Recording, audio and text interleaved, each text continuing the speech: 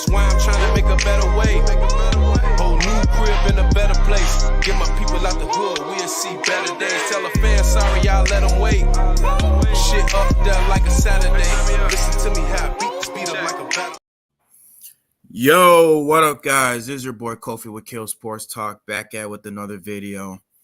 I'm with my co-host Chuck Full Damage Miller, man, and we are going to discuss about the Chicago Bears loss, 10th straight loss to the stinking Green Bay Packers.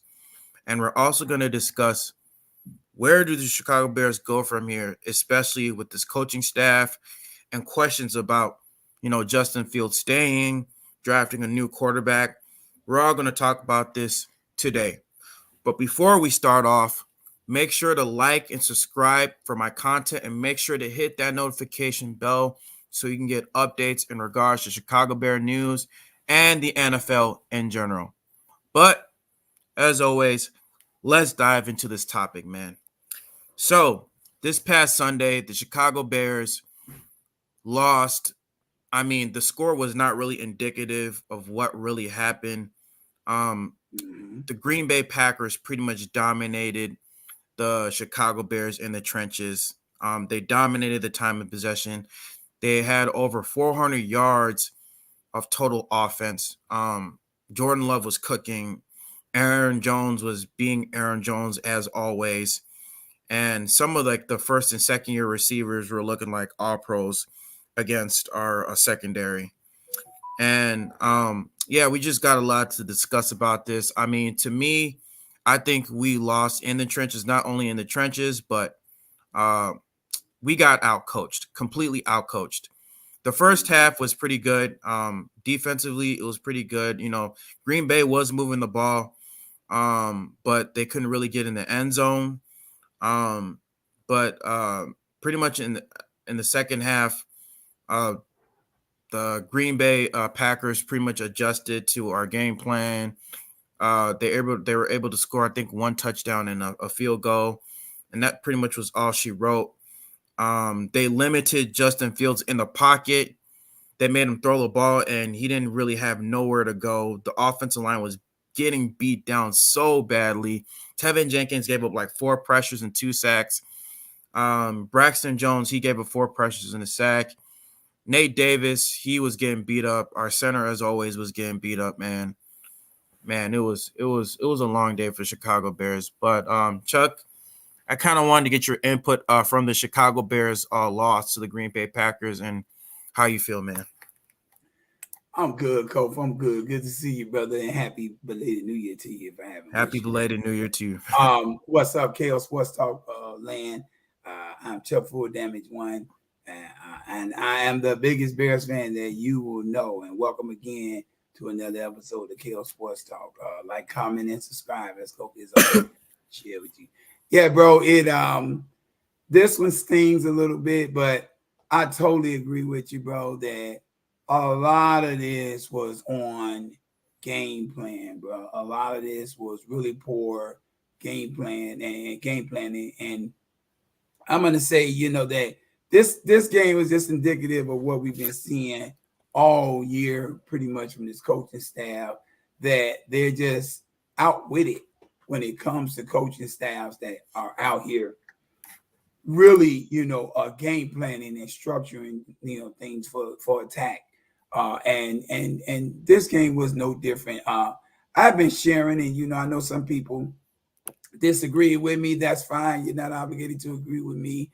I'm smarter than most people in my mind, so you either agree with me or you be wrong. No, I'm just playing out there, y'all. No, but seriously, on a serious note, I've always felt that. What's up out there, Flip? I've always felt that the Chicago Bears resurgence as a team that started after Justin Fields came back from injury. I always felt that it was really the players producing and winning and playing great ball in spite of the coaching staff, not because of the coaching staff.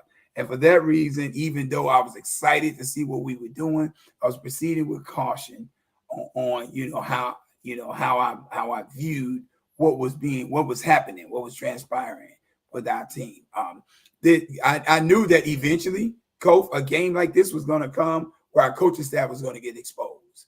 It's going to get exposed. And defensively, we really had a bad defensive game plan of attack against this offense. Matt LaFleur outcoached Matt Eberflus in the defense versus offense type of matchup. We were very basic. We ran the same base zone defense that we have been running that has been working first great. Game. So I'm not mad at Matt Eberflus for trying to go with what has been working for us. This defense has had turned us around, turned the season around to the tune of it being the number one defense in turnovers and number one against the run with the base defense that they have been playing. But when you got good offensive-minded coaches who knows how to read defenses and knows how to set their players up to knows how to set their quarterbacks up to pick defenses apart, you have to be able to make adjustments. And that's where Matt Eberflus got exposed. That's where Luke Getsy got exposed. Right, that's where the wool came off of him. I'm just talking about our defense versus their offense. Right. Matt Eberflus got exposed in that regard.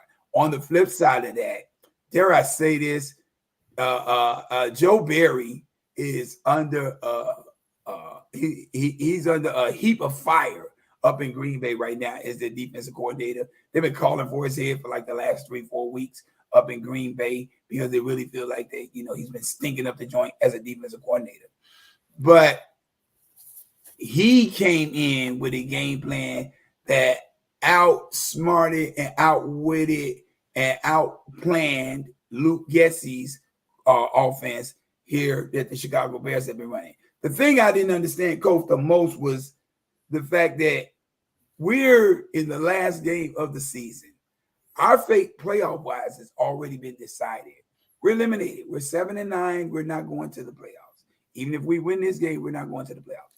There is nothing else for us to hang our hat on in this game other than having the blissful pleasure of eliminating the Green Bay Packers from the playoffs. Nothing would be sweeter for a Chicago Bears fan other than winning the Super Bowl than to eliminate the Green Bay Packers from the playoffs. So in a game like this, what do you have to lose? Go for broke. Try everything. You love running trick plays. Throw the whole kit and caboodle at them. Open the whole damn playbook. Open it up. Exactly. Have some passes from Roschon Johnson. Whatever, T.O. We'll get to you in a minute. Have some passes from Roschon Johnson, some trickeration Wildcats from some more DJ Moore Wildcats. Let's do some wheel routes with who was that? Khalil Herbert. Let's try some things. Put some Deontay Foreman and let it go. Go for it on fourth down. Run some things. Why does Luke Getsy come out here having the offense stymied, holding them back? I'm watching the game with my significant other, and I'm being told that it looks like that that Justin Fields is playing in a cell. It's like he's locked into one spot and can't move. To me, that is definitely screaming play design, because when he's play designing, Luke Getsy, that is, when Luke Getsy is play designing plays for Justin Fields to move around in the pocket and to be effective, you can see the flourishment of this offense. You can see he didn't do that this game. Shines. He didn't do any of that this game. And holding everything in the last game of the season, make it make sense. What is that for? Why are you sitting on your hands at this point in the season? You got nothing else to lose.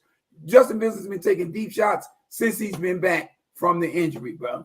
Why are we not taking deep shots in this game? This secondary has been shredded over the last 3 or 4 weeks. They got picked apart by Danny DeVito. Tommy DeVito. Danny DeVito is the actor.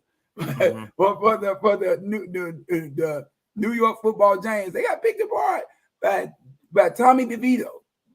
They didn't get laced up and shredded up by Bryce Young to the tune of 30 points, the most points he's ever put up in his short NFL career. He put that up against the Green Bay Packers secondary. It just, to me, when we start playing them, do we forget how we've been playing? We just put Chuck, up 37 points. Mm-hmm. We just put up 37 points on a top 10 defense in the Atlanta Falcons, bro. We just shredded the Arizona Cardinals. We just picked the Detroit Lions apart. Not once, but twice. They picked that defense apart twice, bro. Come on, man. There was no excuse for this. And this is the sole reason why we have got to go away from Luke Getsy. And if I have my way, Matt Eberflus too. And Chuck, to me, it seemed like Luke Getsy, he was almost like he also set up Justin Fields to fail. Because like you said, this whole entire game, Justin Fields was sitting in the pocket. He wasn't running no bootlegs. He wasn't running no QB draws. Like no movement, no nothing. Literally nothing. And he wasn't drawing up any screenplays to get DJ Moore open. Even when it came to the blitzes that Green Bay was doing, because there was a consistent pattern with what Joe Barry was doing. Every time the Bears got a gashy run up the middle, 6, 7, 8, 9 yards up the middle with Roshan Johnson or with Khalil Herbert, the very next play, Joe Barry set a 6-man front blitz. He set them blitz every single time. There were no hot routes for Justin Fields to go to on these blitzes. If you want him to stand in the pocket, that's fine. I don't have no problem with that if that's your game plan. But give him an outlet. Where does he go with the ball?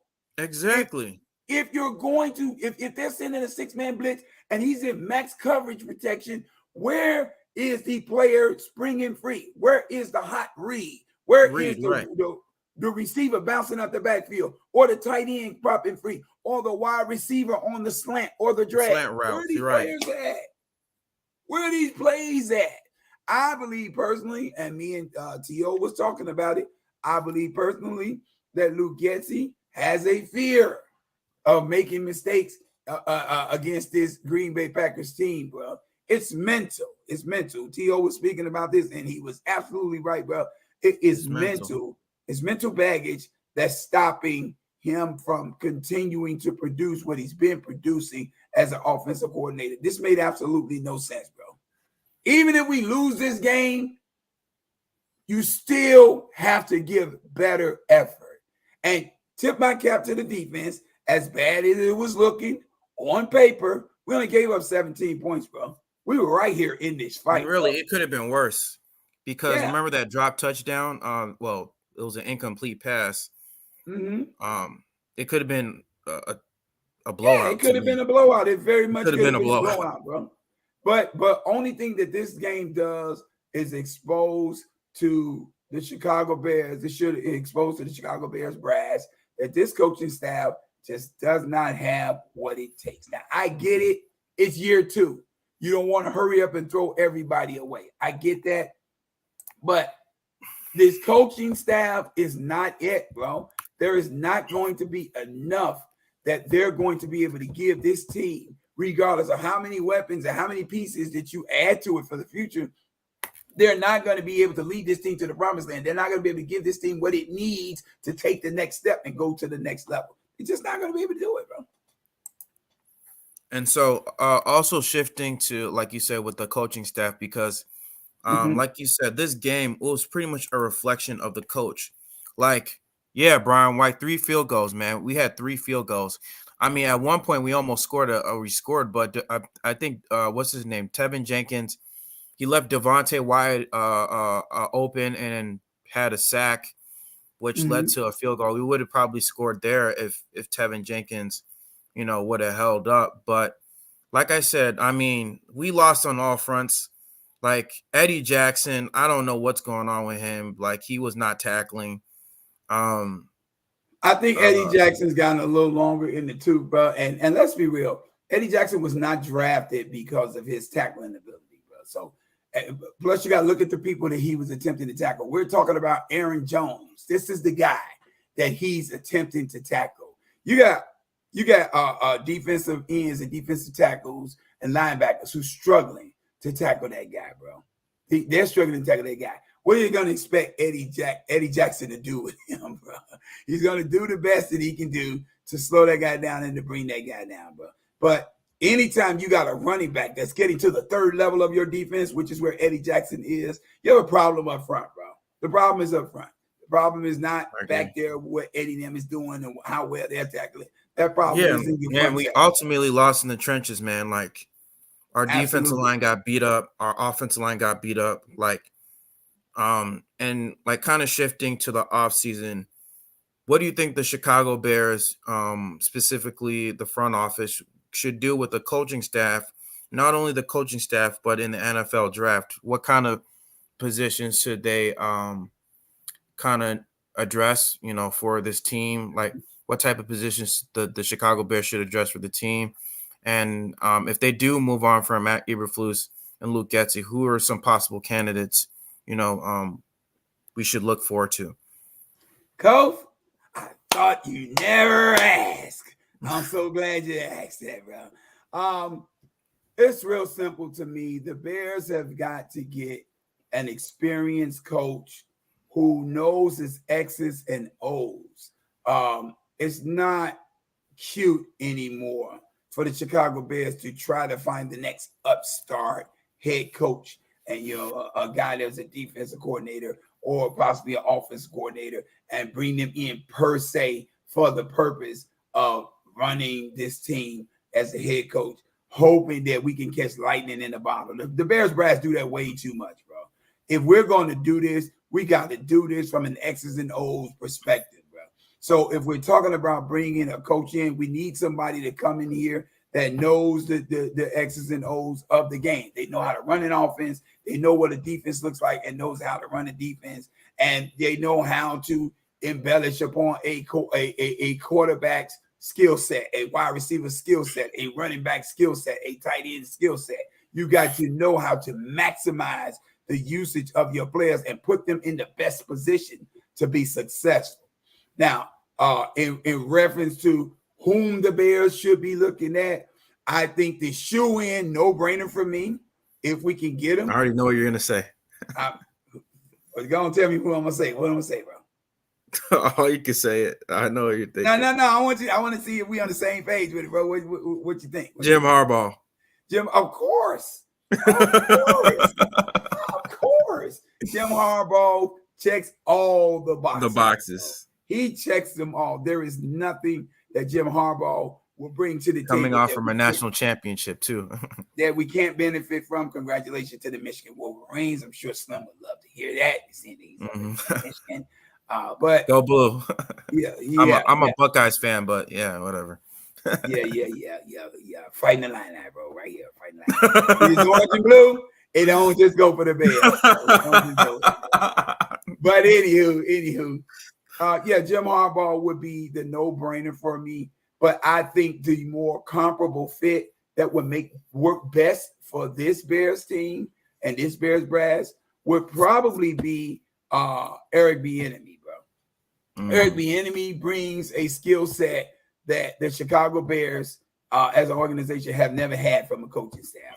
He brings the ability to groom quarterbacks. He brings the ability to design offensive plays that work, which would be nice to see on a consistent basis, bro. Eric Bieniemy comes in and he brings a flair and a polish with him, along with a resume that proves that he's done this before and he's successful at it. He brings this to the table. He brings to the table a lot of things that would be beneficial to this team. Now, he checks most of the boxes that I just spoke about, but defensively, you would still need to go and get a defensive coordinator because I don't know anything about Eric Bieniemy in defense. I haven't seen anything with Eric Bieniemy in defense, which makes sense. Y'all, he's an offensive coordinator. You're not expecting anything from an offensive coordinator defensively. But for my money, give me Jim Harbaugh. He's the first one. He makes the most sense. But if there is a power struggle that takes place there, we definitely got Eric Bieniemy. I think he is definitely a shoe-in possibly to be the right mindset for this offense. Plus, this is the dude that groomed Patrick Mahomes. You know, he's groomed Sam Howell over there in Washington. He grooms mobile quarterbacks. And allows their skill set to flourish. And that's what Luke Getsy seems to have a major problem when it comes to Justin Fields. You know, he doesn't allow this young man's skill set to groom. He doesn't allow it to flourish, bro. So I got a problem with the way he does that. I think Eric Bieniemy would definitely fill that void offensively. If we can't get those two guys, I got some outside dark horses, as I always have. I'm pretty sure you've heard some of the rumors go that the possibility looms that the Pittsburgh Steelers may be looking, a strong maybe, to come away from to part ways with Mike Tomlin. If that happens, that is the no-brainer of the century to me for us to go and get that guy. If Mike Tomlin is available, this is the guy who has had his team in the playoffs, the last 17, 18, 19 years, or how long he's been there. This guy has never missed and they're in the playoffs right now. They're going to face the Bills this Sunday. He's never missed the playoffs in all of his time as the head coach in Pittsburgh. Now, player personnel decisions, he needs to leave that alone. Leave that to a general manager. It doesn't work for him being the player personnel decision guy and the head coach. Stay the head coach. Mike Tomlin can come over here and be the head coach of the Chicago Bears. More power to us. This is a guy who hangs his head on defense and pretty much knows what an offense looks like. He knows how to run one. Okay. The darkest of all dark horses is the white guy on the back end of the bunch. And I'm going to say it that way. No pun intended, people. Don't get offended.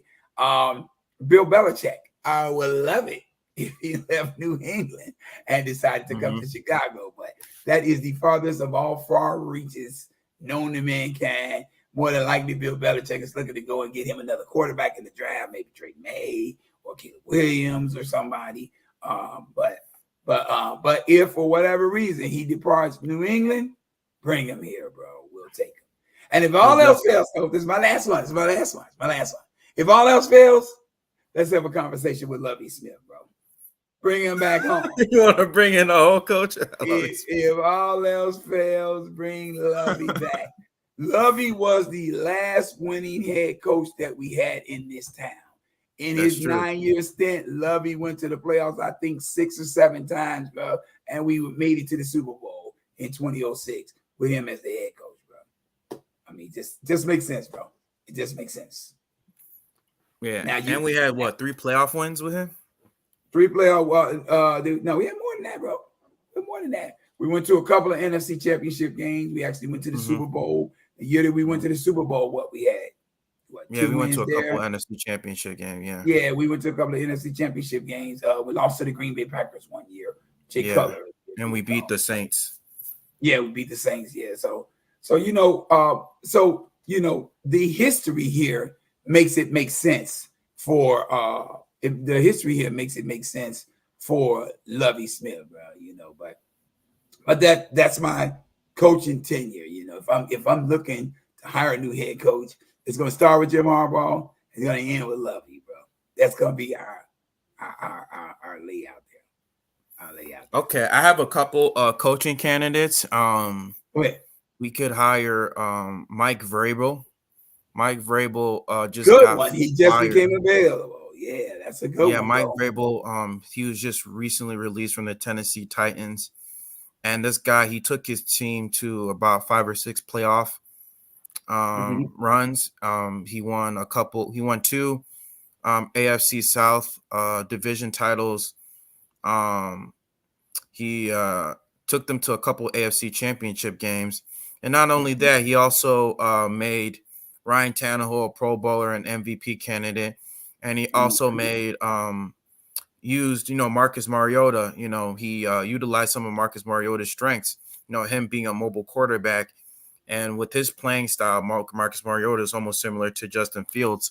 And so I think he would be able to utilize Justin Fields' skill sets and also to complement the running game that we have, specifically, with Roschon Johnson and Khalil Herbert, specifically with Roschon Johnson, because he's more of a power running back, kind of similar to what Derrick Henry was, but like kind of like Mhm. a little bit of a smaller version of Derrick Henry. Derrick Henry is freaking monster, but Yeah. he could definitely use that type of skill set that Justin Fields has, and pretty much make him take Justin Fields' game to the next level.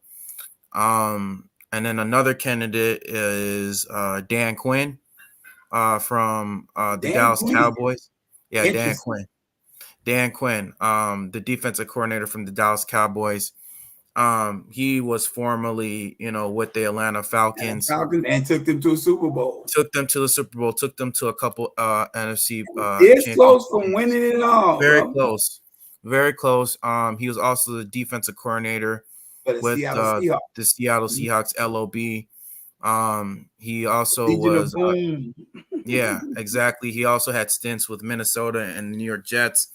And out of those teams, every team that he went to, the defense was at least top 10. So I think he's also very good at hiring offensive coordinators. Of course, he had, Kyle Shanahan there too. Okay. So he'll know what to do with that team. And I got one more candidate, Darrell Bevell, man. Darrell Bevell, Darrell Bevell, yeah. Where's the Darrell? Miami Dolphins offensive coordinator. I mean, literally everywhere he went, he's developed quarterbacks. Yeah, Like wasn't I he said, in Buffalo, bro, at one time? I'm not too sure. I don't think he was, but I know he helped. He made Brett Favre an NFL MVP. Like I said, he also had stints with the Seattle Seahawks. He turned Russell Wilson into a perennial Pro Bowler. He also turned Matthew Stafford into a Pro Bowler. And like I said, recently he's turned Tua Tagovailoa into a Pro Bowler. He's going to make the Pro Bowler this season. And so I think he would be able to – he would know how to utilize, Justin Fields' strength because, like I said, he's also kind of like you said, he helped develop Russell Wilson. And him and Russell Wilson are almost similar type of players. They throw the long ball. They like to throw deep passes. And I think he'll know how to utilize Justin Fields' strengths to the best of his abilities. And so those are some of my, my those suggestions. Are good picks, Cole. Those are pretty good. But pretty good. I just really hope. I just really hope Ryan Poles and Kevin Warren makes the right decision because this could pretty much alter the future of the Chicago Bears for the next 5 to 10 years. Because if they don't get this coaching staff right, it's really going to set us back. To be honest, that's just my full on opinion. And to be quite frank with you, to be quite frank with you, Cole. If you don't get this coaching staff right, and this is a segue heading to the next part of the question, what do you think we should do in the draft? It would be pointless to me for us to go in the draft looking for another quarterback. Because if you can't get the coaching staff right with what you got in place, what are they going to do with a fresh start? With a Caleb Williams or a Drake May or a Bo Nix or a Michael Penix Jr. or Jaden Daniels. This guy, with these guys, you're going to get this guy in here, whomever that guy may be. They have the same problem. They're probably going to be in a worse situation than what you are right now with Justin Fields from a coaching perspective. At least there is some polish to Justin's game. It's not a perfect game, but Justin is smart. He's physically gifted. Justin can keep plays alive where they should not be alive anymore. He can keep you from dying and looking like a fool out here, whereas these other guys, man, they're coming in and they're green, bro. And they're going to require a coaching staff that can coach them up, bro, that can get them polished and get them ready. Because this is a different level when you're talking about NFL play. This is the professional ranks, bro. We're not talking about college. We're not talking about you running up on Utah State. We're talking about NFL professional players where everybody is a beast and wherever they come from. Everybody's talented. Yeah, so you got to get these guys ready for that. So without the proper coaching staff in place, bro, it doesn't matter if you got Justin Fields or if you got Caleb Williams or who you got, bro. If you can't coach them, it's going to be pointless. There are things I already see in Caleb Williams' game there's going to need retooling and coaching. Like for one, Caleb Williams loves to move. He loves to move around and run around with the ball in He one loves to hand. hold the ball too long. In the NFL, that ball's getting stripped 10, 20, 30 times a season if he's running around like that, bro. He's not going to get away with that at the NFL level, bro. Not as often as he's doing it in college, bro. So you got to have a coaching staff that's going to teach him how to move with the ball in proper position while he's on the run, bro. You know, a small thing, very teachable, very easy, but I don't think this coaching staff can get him there, bro.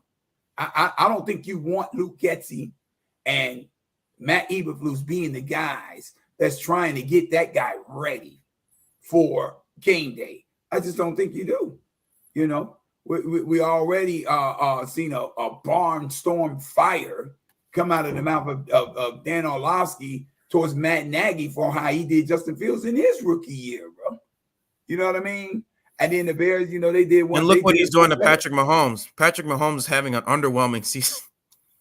Well, I mean, I don't know if I can put that on Matt Nagy because I really don't think that Matt Nagy is making the decisions over there. I think Patrick Mahomes' underwhelming season is predominantly his fault, and I'll tell you why I say that. I think it's predominantly Patrick Mahomes' fault because Patrick Mahomes got the big payday. He got the $350 million contract or whatever level it was at, getting $50 million a year, and deservingly so. That's all the money that he deserves in the end some. But at what cost do you get that money? They paid you. Now they can't afford to pay another receiver. They got you and they got Kelsey. And these are your big paydays on their team. Now you got nobody else that you can go get because they're capped out. They're capped out with these two guys there. And I can't be mad at Kelsey or Patrick Mahomes for getting that money. But now you get you're scraping the bottom of the barrel in terms of receivers. So, you know, part of this is Patrick Mahomes' fault because if he gives up a few dollars off of that contract, they can go pay somebody to come in there and catch for him, bro. He's gonna have to give up a pay cut. He has to take a pay cut. Absolutely, bro. Absolutely. And we know that the skill set that we see from Patrick Mahomes, it was already polished and already furbished before Matt Nagy got back over there, bro. Ain't got nothing to do with him. Ain't got nothing to do with him, none at all. Yeah, and look at what's happening with the Houston Texans, bro. Look at their coach, DeMeco Ryans, you know, and should be coach of the year, bro. I love that guy, man. He should be coach of the year. The way he's turned that team around from last year, they were one of the worst teams, the second worst team, you know. Absolutely. And if they didn't get that touchdown, they probably would have been that worst team, thanks to Lovie Smith. But that team. They definitely flipped their season around, you know, because of the coaching staff. Look at C.J. Stroud. C.J. Stroud was playing like an MVP, another candidate for Offensive Rookie of the Year. He should be Offensive Rookie of the Year. Yeah. He's been playing he should win that hands down, but that shouldn't even be a question, bro. Yeah, and you have some good receivers. Nico Collins, you know, prior to him. Hold on. Yeah, Nico Collins, Tank Dell, Noah Brown. You know, he's having a resurgence over there. A lot of people. Yeah, a lot of good players that's coming to light over there. Even I believe Dalton Schultz is down there, bro. You know, he's starting to have his moments in the sun down there with a great running core, bro. I love them going to get Devin Singletary in the kind of year that he's having. And Dameon Pierce, you know, he has his flashes. He's got to get better, but Dameon Pierce is a next level talent when that guy gets it going, man. Plus defensively, DeMeco Ryans has, you know, always hung his hat on defense. Defensive coordinator is what this man is known for. And, you know, when he got Willie Anderson in the draft and built that defense up, and he just got that team ready. Quick, fast, and in a hurry. And for all of you naysayers who thinks that everything is only on the players, that team there, the Houston Texans, they're proof positive that coaching and GM decisions, those matter. Because in less than a year, they've turned that entire franchise around, bro.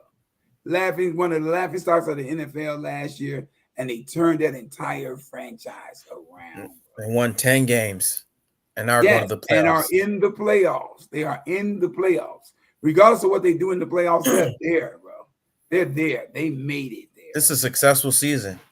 Absolutely. This is above and beyond the level of success you could have imagined if you're D'Amico Ryan. A 10-win season with a completely revamped team. That's amazing, bro. That's amazing what they've done over there, bro. That's amazing what they've done over there. So tip my cap to them. But him and that staff is proof positive what a difference a proper coaching staff can make, bro. Proper coaching staff makes all the difference in the world, bro. You need the right people making the decisions. Justin Fields is progressively getting better for the Chicago Bears. He's looking more. He has his elite moments, elite flashes. He's looking like he's coming into that. He's getting more and more comfortable each time with that. Now you got to have a capable staff around him to help him take the leap to the next level, bro. You know. And let me say this, Coach, while it's in my mind. Go ahead.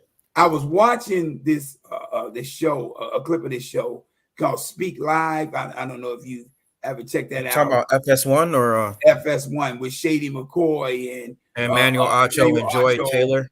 Right, and Joy Taylor, nobody, but anywho, and James Jones on the show. And I'm listening to these so-called experts talk their crap. Experts. Right. Yeah. Talk their crap about why the Bears need to hurry up and run and take Caleb Williams with the #1 pick and get away from Justin Fields. For the life of me, and I try to be fair and objective when it comes to listening to these shows, because I know I'm a Justin Fields fan, so that's not lost on me. But I try to hear everybody's perspective. And for the life of me, I can't understand why these people have such vitriol towards Justin Fields. I don't see a god-awful quarterback. We're not talking about who was the guy? Trey Lance or freaking right, Sam Darnold. We're not talking about Sam Darnold or that guy Zach Wilson. Zach Wilson. You know, we're not talking about dudes. You know, that's a dude that's constantly falling on his face, can't read a defense, can't make a throw. You know, can't make a play with his feet or his arms. We're not talking about this kind of guy. We're talking about a guy that's capable of exploding at any moment in any game that you have to game plan for, that changes the dynamic of a defense and how they attack your offense. This is what Justin Fields is. He's a game changer with his arm and his legs. This guy could impact the game so much so that he stymied the Detroit Lions, who had one of the top defenses going into the game, the first game against the Chicago Bears. He stymied that team to the tune that they couldn't hold anything that the Bears were doing offensively intact. And that is not a slouch of a defense over there. That is not a slouch of a defense over there. And look at what happened the previous years when we played the Packers. We always played the Packers with a 10-point lead up until like our defense like just completely faltered, or you know, Luke Getsy made a stupid boneheaded play call. Like, right. So this guy's talented. He's ridiculously talented, bro. So gifted that while all of the so-called experts on TV are saying the Bears need to hurry up and get away from him, the teams that need quarterbacks are salivating at the chops, hoping that the Chicago Bears part ways with him so they can get a dib at him. Look the Raiders, the Falcons. The Atlanta Falcons would love to have this guy. They're already, former players are coming out, bro, from the Atlanta Falcons saying, let him go, y'all. Bring him home. This, you know, Justin Fields is from Atlanta, Georgia, bro. So bring him back home. Bring him to Atlanta. Let him coach us. Let him quarterback for us. Do you understand what that team will look like with a Justin Fields at quarterback? You got it's gonna be the Jimmy Butler syndrome, bro. Remember when we got rid of Jimmy Butler and we traded him away to the Minnesota Timberwolves? Yeah, and then he ended up flourishing. That's what I feel like it's gonna be. It's gonna be like the Jimmy Butler syndrome. You send Justin Fields out of here, you're putting a team in position to be an immediate contender and possibly a Super Bowl contender, especially a team like the Atlanta Falcons. They got all the pieces offensively in place. They got Bijan Robinson and Tyler Algier running out of that backfield. They got Kyle Pitts and that Pruitt guy that they got from Drake London at the tight end position. They got Drake London, bro. They got weapons on this freaking team. The only thing they're missing is a QB. And you give them Justin Fields, you just set that team up for a run at a possible Super Bowl, bro. That's what you just did.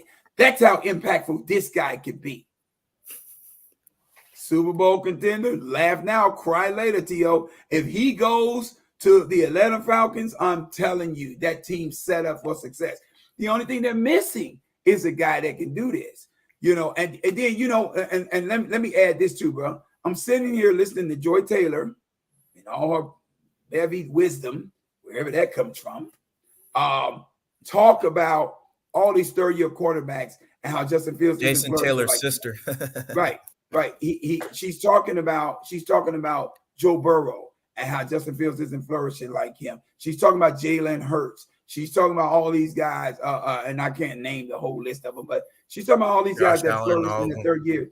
The one factor she keeps leaving out, bro, she keeps leaving out how well the organization, from the general managers on down, put those teams together. When Joe Burrow flourished in his third year and went to the Super Bowl, he had a complete offensive roster set to go. He had Jamar Chase on one side. He had T. Higgins on the other. He had Tyler Boyd in the slot.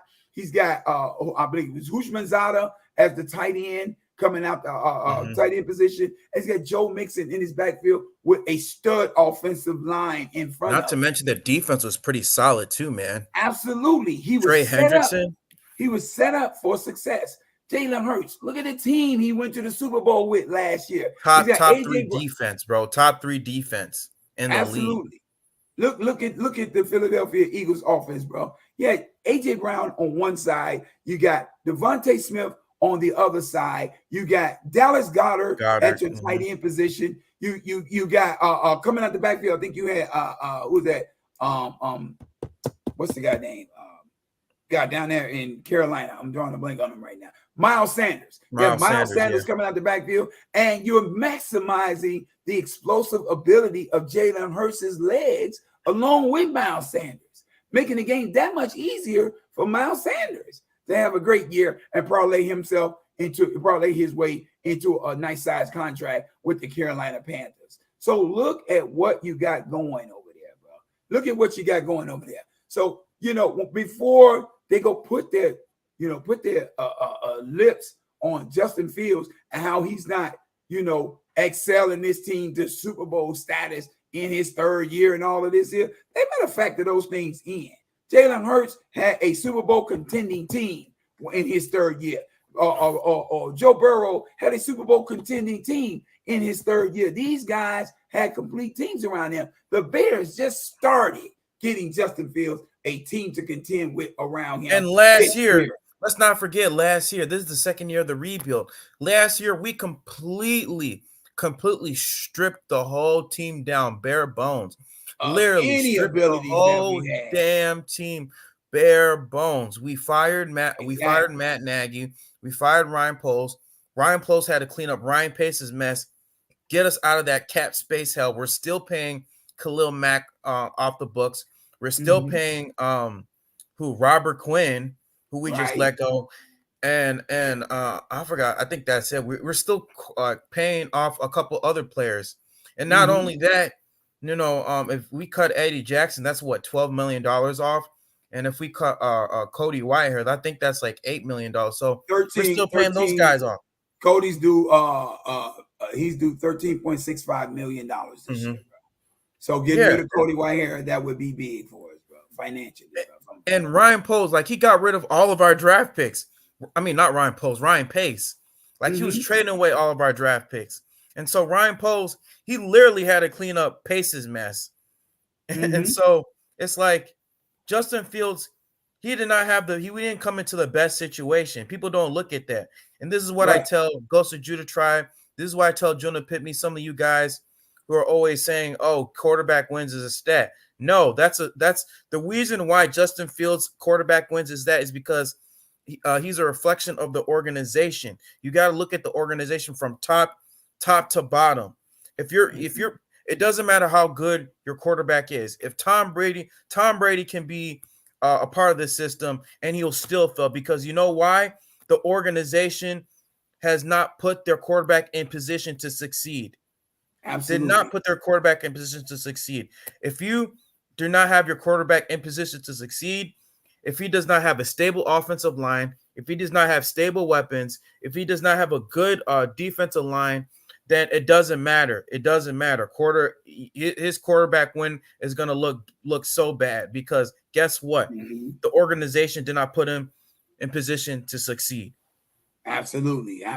So that being said, getting to the second part of the question that you asked me, bro, in terms of what I believe the Bears should do in this draft, here's my perspective. Contrary to popular belief, not like other people out here who think they're armchair general managers, armchair GMs, and they got all the answers on what the Bears should do, or like the Shady McCoys or the Joy Taylors or the Emmanuel Achos who believe that, and this is just ridiculous. I got to put this out here, bro. This man actually had the audacity to say on national television that the Bears would be better served taking a chance on the number one pick, having one pick to take a chance on and put all our eggs in that basket and hoping that pick comes out right. Then we would be better served if we traded down and got multiple picks and had to depend on them or had to hope that those guys would become quality players. I think that's the dumbest comment I've ever heard in television. And that's saying something because I've heard Jason Whitlock talk. I've heard Colin Cowherd talk. I've heard Nick Wright talk. So, I've heard talk that was dumb. But this is the dumbest of all the dumb. And I don't think Emmanuel Acho is a complete idiot. It just, in that moment, he had a donkey of the day moment, bro. That according to phrase from the Breakfast Club, bro. It was a donkey of the day moment. How does that make sense? Put all your eggs in one basket, take a chance on one guy, and if he fails, oh well, at least we didn't have four guys that we were trying to do the same thing with. Duh. The more the merrier. The more opportunities you give yourself, the more chances you'll have of hitting, sir. But that neither here nor there. This is what I believe the Bears need to do. I do believe the Bears need an explosive offensive weapon on the other side of the field from DJ Moore. So in the draft, I would love to see us trade down to say maybe number 3 with a team like the New England Patriots who are in dire straits when it comes to the quarterback position. I would love to see us trade with them. Let them move up to number 1. Let's get their number 3 pick and some other draft capital, and let us take Marvin Harrison Jr. at number 3. I'm not mad at that. Some people believe he's better than Jamar Chase in his college career. I don't know how true that is, but he's more of a T. Higgins type with Marvin Harrison Sr. hands. And that's the way that I see him. I think that guy could be great on the other side of the field from DJ Moore. With our number 10 or number 9 pick, I believe we got in the draft. I believe from that point on, from the number 9 pick on down, I believe that the Chicago Bears need to address the offensive line. Go offensive line. As many of these pieces as you can get, because we need a center, because Lucas Patrick is on his last leg. We need help over at left guard to go along with Tevin Jenkins, because Tevin Jenkins, as beastie as he can be, Tevin Jenkins was beat up pretty bad in this game against Kenny Clark. Well, Kenny Clark really got the advantage on him, and you don't see that too often from a Tevin Jenkins type. So he needs some help over there. We could use the help at the right guard position. Nate Davis, he's been serviceable, but there's too many boneheaded blunders that we've seen from him. He has like these mental mistakes too. Too much of that's going. We need at least 3 quality offensive linemen that we need to bring up. And I'm not mad if we go down in the later rounds in the draft and try to get another left tackle, offensive guard, or Braxton Jones, to back up Braxton Jones. So that's where I believe we need to go. Now, there's a possibility that we could take this pick and do like we did last year, bro. There's a possibility we could do like we did last year. And last year's draft, what did we do? I'm getting ahead of myself here. But in last year's draft, what did we do? We took DJ Moore and a bevy of picks from the Carolina Panthers, and we brought them over. We brought them over for the number 1 pick. We brought them over for the number 1 pick from Carolina with a veteran receiver. I propose, Coach, that we can do that again. Let's talk to the Las Vegas Raiders, possibly.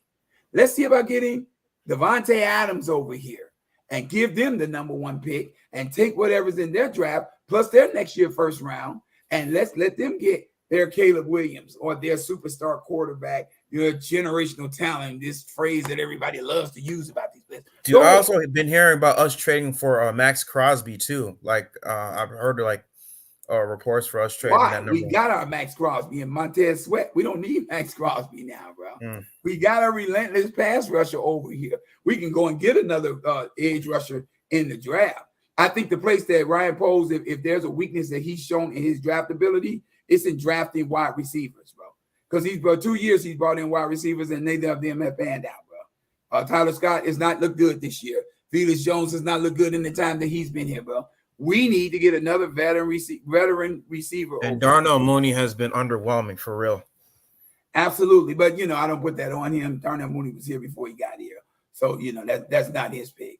But that's neither here nor there. What I'm saying is, if you get another high-end receiver on the other side of of DJ Moore, along with Cole Kmet and everything else we got on this team, bro, the sky's the limit for where this offense can go, bro. It can be lights out. It really can, bro. I definitely agree. And those are some really good options there. For me personally, I think the front office should definitely trade that pick down to either Washington Commanders. Even Jay Cutler said it. A couple.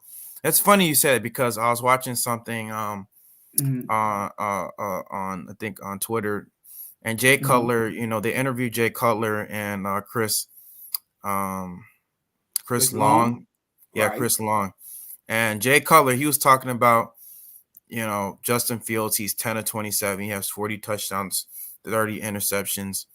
And he said that he's a really solid player. And he thinks that, going into his fourth year, they should trade those picks down and get either a receiver or a left tackle or something like that in that regards. In some ways, I do agree because, don't get me wrong, Braxton Jones, he's been good, but he's been solid. He's been solid. Don't get me wrong, he's been solid, but I think you got some really stud left tackles. You got some stud tackles coming up in this draft.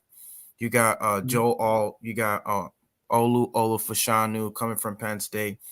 And, if you draft one of those guys, you could put them in left tackle and then you can move Braxton Jones to either be a swing tackle or something like that. And then we definitely need some offensive guards.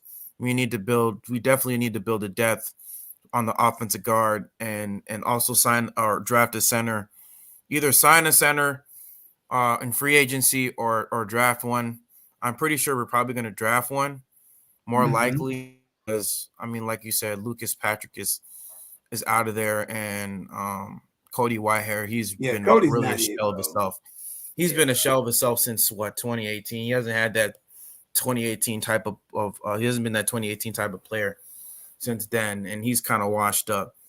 And so we could definitely draft a center. I think the route that we're gonna go per se, because that's what we definitely need to do.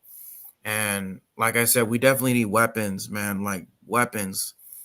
Either draft, Marvin Harrison Jr. We could either draft Marvin Harrison Jr., Roma Dunze from Washington, and then we can also draft that wide receiver from LSU, Malik Neighbors, because some people were comparing Malik Neighbors to DJ Moore. He's kind of like the DJ Moore type of player, which would be crazy. You have two DJ. Let me ask you this, bro, because I've been doing some research of late on these players that's coming out in this draft, because I've been hearing all of these, generational talent tags for all of these players, bro. Everybody's saying generational talent here, generational talent there. And so I'm looking at this draft and I'm thinking everybody can't be a generational talent, bro. So let me see what everybody's seeing. I don't think Caleb Williams is a generational talent. I don't think Drake May is a generational talent.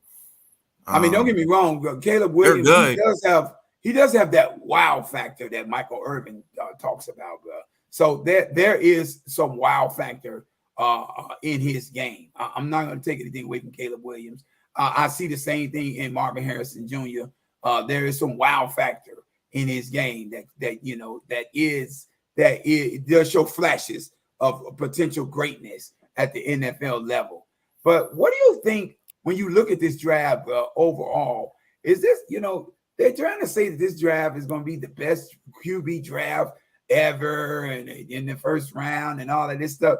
Bro, do y'all see all of that? Because I'm looking at this, Mike. That remains yet to be seen. We got to see how what happens after the draft before we can say it's the greatest draft. Yeah, bro. I mean, I looked at Michael Penix Jr. in the game last night, bro, the national championship game. Once this guy got hit once or twice, bro, he was scared to move his feet. He was scared to throw the ball, bro. Yeah, he was very scared. Talking generational talents with players that's scared to take a hit. You know what I mean? I don't get that, bro. I don't get, and that's I'm not trying to take a dig at Michael Penix Jr. or any of these young players that's coming out. I just don't see what everybody else sees. I don't see this as this overly heavily inundated draft, bro, with all these great players, solid players, yes. Some with wow factor, yes. But are they going to come in and take the world over? They're going to take the league by storm? I doubt it, bro. That remains to be seen. I'm just not seeing that. I'm wondering, do you see it the same way, bro? Yeah, I definitely kind of see it, yeah, because like a lot of these pundits, like they make it like even like let's say the 2017 era. Let's go back to the 2017 draft, right? Mm-hmm. Everybody was saying they had Mitch Trubisky. They kind of tabbed him as like, the next great, quarterback. They're comparing him to Steve Young, all this. I think that was more of Ryan Pace's hoopla than anything, bro.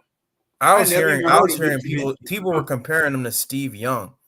Wow, really? Comparing Mitchell Trubisky to Steve Young. Really? I remember it. I think it was Mel Kiper. Mel Kiper was doing it. A couple of other guys, scouts were comparing to Steve Young, bro. Yeah, it is. And so like this whole type of generational thing just keeps being thrown around, all the time. I always take it with a grain of salt, Mm-hmm. But like I said, I think specifically with Marvin Jr., I kind of see him. He has the potential. He has that potential to be that type of generational talent based on of what I've seen him, because I've watched, some Ohio State games, and I've seen some of the routes that he has ran, and it is very to a T. Like his route running is very crisp, very the way he runs his routes, and his catching ability, his catching radius, the way he's able to catch a lot of these contested balls, especially with like all these with the cornerbacks draped all over him, like the way he's able to catch the ball, it's like second to none. I'll tell you what is phenomenal to me when I look at Marvin Harrison Jr. is his leaping ability. Exactly. That's another thing. His leaping ability. Oh my God, that guy's jumping out the gym. He's making bad throws become catches, bro. That is a very appealing to me as a Chicago Bears fan. I want to see a receiver on the other side of DJ Moore with that type of ability, that can go up and get the ball. And he was 6'4", 210 pounds. That gives another dimension to this offense so that Justin Fields doesn't have to always be pinpoint perfect on accuracy in order for the ball to be catchable. He can throw it up high, and you got a guy who can leap like a Randy Moss and go and get it and come down, for touchdowns and what have you. So yeah, there's a lot of promise, I think, in Caleb Williams. I see a lot of promise in Marvin Harrison Jr. Everybody else, still kind of on the fence with, bro. Not saying they're not going to be good, but are they generational? No, I don't think so, bro. Yeah, because I watched some games, with Rome Odunze. Did you hear what DJ Moore had to say? Did you hear what DJ Moore had to say? DJ Moore said, in comparison to these quarterbacks that's coming out, he says they're not better than Justin Fields, bro. They're not. He also stated after the final game Sunday, he also stated that he came here to Chicago to play with Justin Fields and this is who he wants to be his quarterback going forward, bro. He is totally on board with Justin Fields, bro. So I don't really see Ryan Poles and this administrative staff going away from Justin Fields. I just don't see it, bro. I don't see it for the life of me. And did you also see DJ Moore? He was talking about Marvin Harrison Jr. He kind of grew up playing football with him. Right, running track with them, actually. Yeah, running track. Yeah. Running track. So if you brought him with Justin Fields and DJ Moore, because chemistry matters, and when you bring those type of players together, because they already have great chemistry, they already have some history together, and so that's going to bring some type of foundation between those two, or that type of chemistry between Justin Fields, Marvin Harrison Jr. and DJ Moore, because chemistry matters, between a quarterback and their wide receivers. Absolutely, bro. Absolutely. So yeah, I think personally, the future is bright for the Chicago Bears. I love the direction that the team is going. We more than doubled our wins from last year. We went from 3 wins to 7 wins, borderline in 10. Because a couple of them games we could have had, if our coaching staff was coaching better and making better decisions.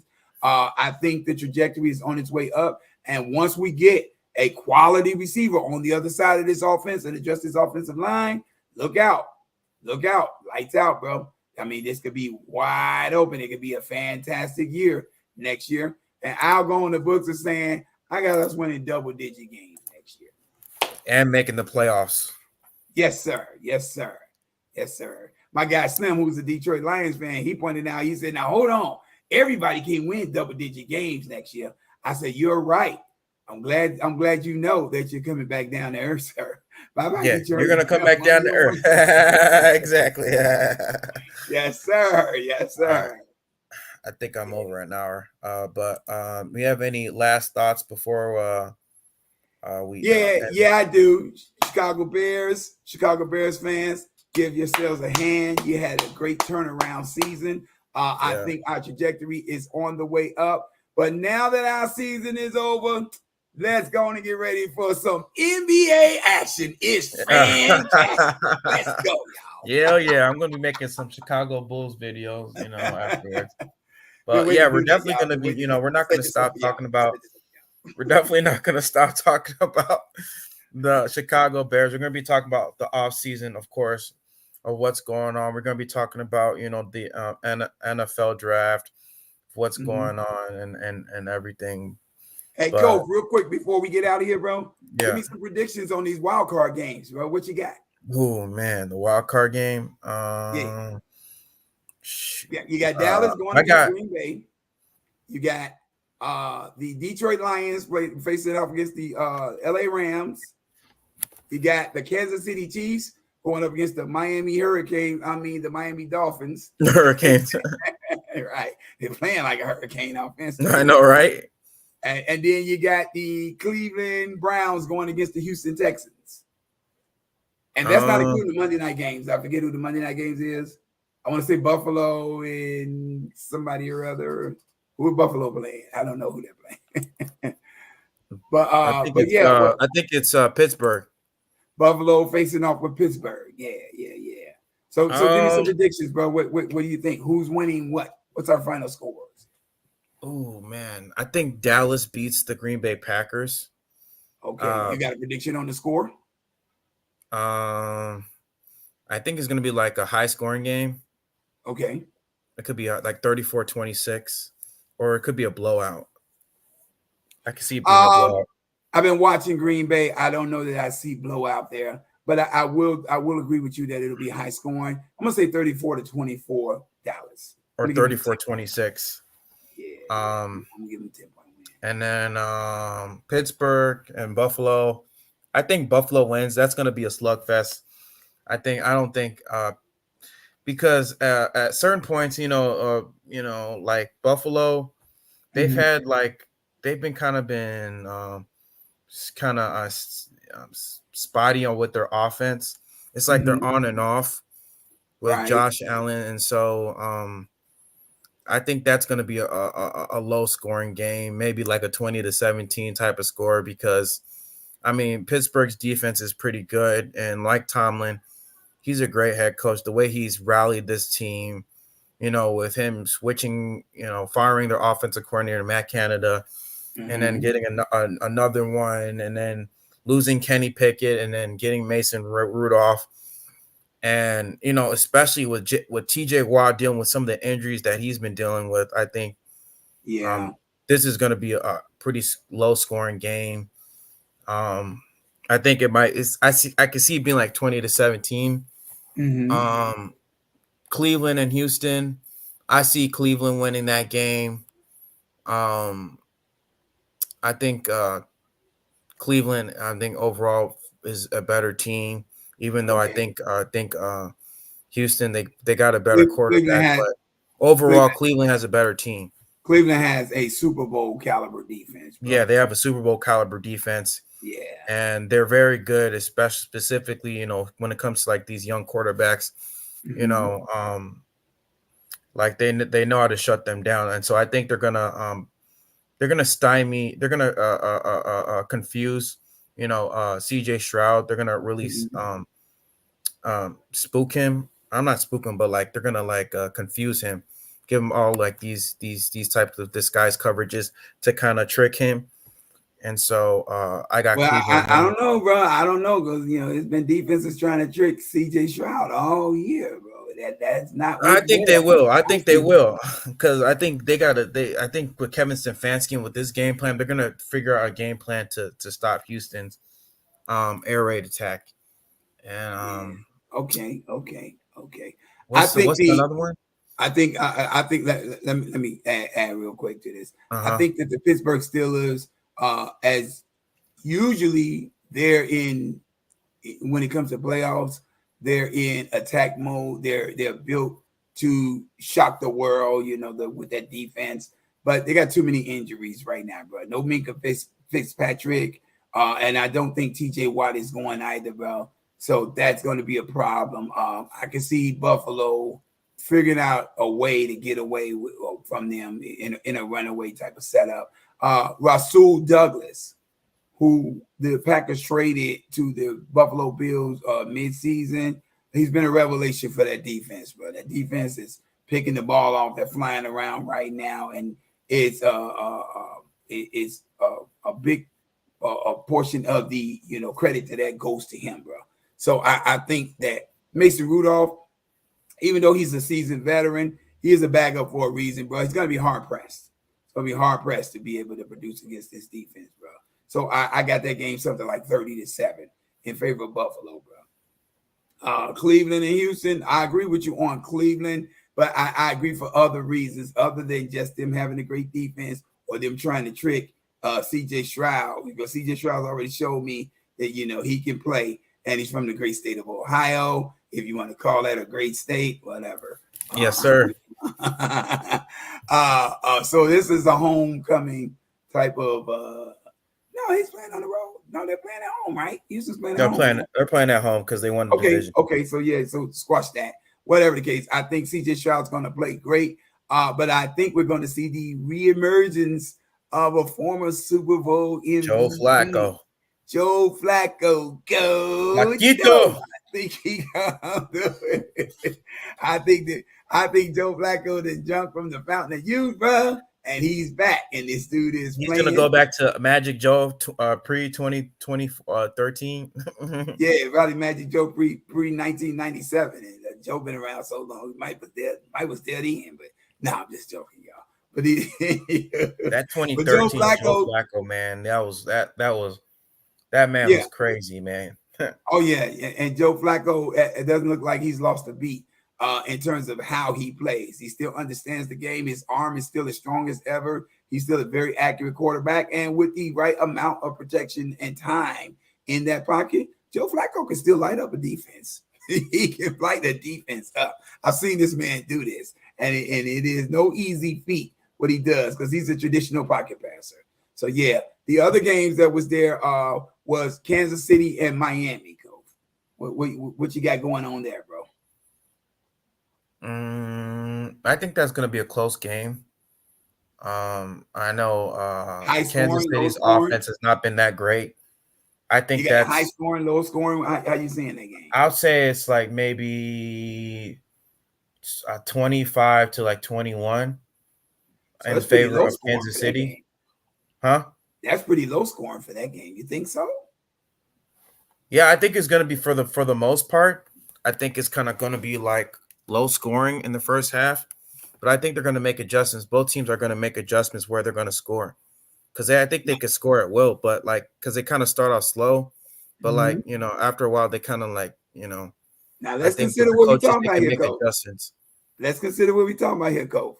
We're talking about Tua Tagovailoa, Tyreek Hill, Jalen Waddle, Raheem Mostert, Devon Achane, and whoever they Kansas got. City's got a great defense. They got a good defense.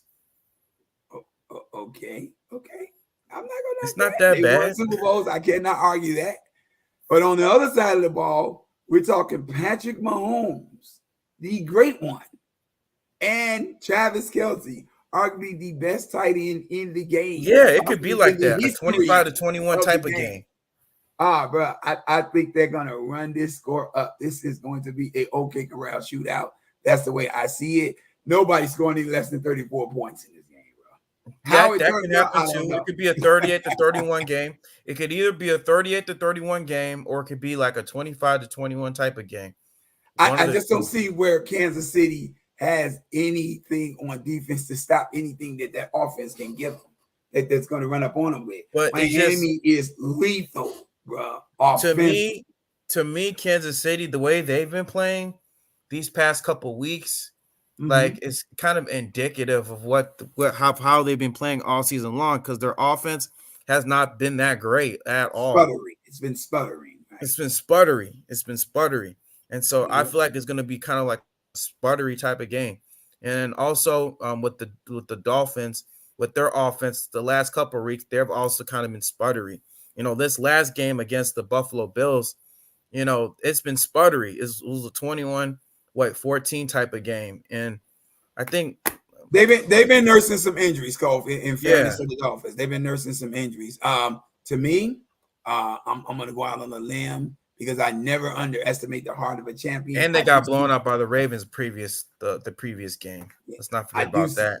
I do see an explosion of offense happening in this game, but I think the gods of champions, quote unquote, is going to be on the Kansas City Chiefs side. I got the Kansas City Chiefs pulling this out by the hair of their chinny chin chin, 38-33. That's why I got it, or 38-34, I should say. Since I'm saying nobody. I agree.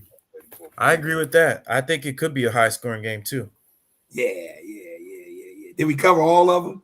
I'm hoping we got them so, all. Right? Oh no. We didn't get the Lions. We get Detroit Lions. The Lions and the Rams. Have at it, bro. Let's see what you got on this.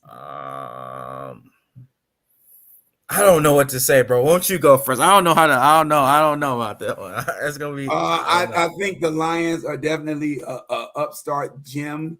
They're upstart gym. I believe that they're gonna come out here. They're gonna be formidable. They're gonna fight. They're gonna put up a good fight. But once again, we're talking about a former Super Bowl champion squad led by former Lion Matthew Stafford. That's gonna come home. And what a better way for chickens to come home to roost than for him to come back to Detroit and pull off a victory. I think the Lions are going to compete. It's going to be a lot of firepower in this game. Also, probably not as much as in the Kansas City, Miami game, but definitely its own level of firepower in this game. But I think the playoff experience and the pinpoint accuracy of a Matthew Stafford is going to help this offense be unstoppable running up against these Lions, bro. I don't see where your answer is going to come for Puka Nacua, where your answer is going to come for Cooper Kupp. How you going to guard these guys? Show me what you're going to do with Kyron Williams. These guys, Tyler Higbee. These guys are going to be instrumental, bro. They're going to be instrumental in this game. I think the Lions put up a great fight, but they come up short, maybe like 28-25. I agree. I think I have the Rams win it due to their playoff experience, and Sean McVay. He's a very creative play caller. Don't get me wrong. Ben Johnson's also good, but he doesn't have that type of playoff experience that Sean McVay has, and he's definitely going to make some adjustments to kind of counteract with what Ben Johnson is going to be utilizing. So I definitely think I got the Rams winning 28-27. It's going to be a close score. I the think game-winning there's field a goal. name. Game-winning field goal. I think there's a name that's been sorely used this year where we haven't heard much from this name in a while, but this name is big come playoff times. I think you're going to hear his name a lot in this game. The name Aaron Donald.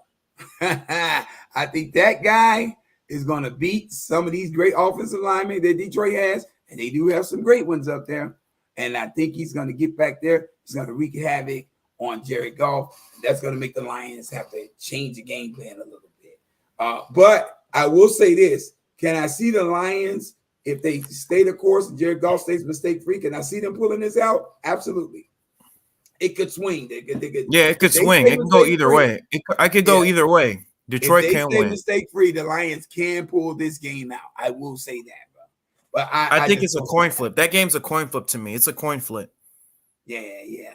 I wonder what the Vegas spread on this game is. I don't even know what the spread They is. probably have, I think, the Lions favored because I don't know. That's what I'm thinking.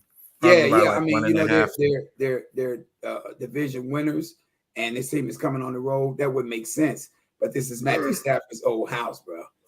This is an old dog who you can't teach any new tricks to in that house, bro. He knows that house. He built that house. He knows that house. So yeah. That's where I see it at, bro. That's where I see that. I think we covered everything, bro. I think we did. Okay.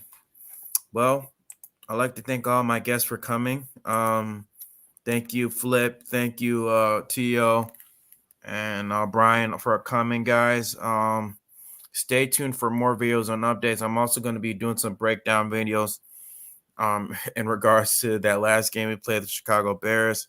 And stay tuned for more offseason plans. I also, will give you an emergency update in regards to whether or not the Chicago Bears fired Luke Getsy or fired Matt Eberflus. Hopefully, they might, or even hire Jim Harbaugh. Man, I'm also going to give you, emergency podcast. Sorry, bro, I'm praying, man. Hi, Jim Harbaugh. You like, hey, I'm praying to God, baby Jesus. Let's get Jim Harbaugh. Right. Lord, have mercy on us. Be a Bears fan this year, Lord. Be a Bears fan. Yeah. But anyway, guys, man, as always, we always do over here, man. Chicago up. Bear down. All right, guys. Peace. That's why I'm trying to make a better way. Whole new crib in a better place. Get my people out the hood. We'll see better days. Tell a fan sorry, y'all let them wait.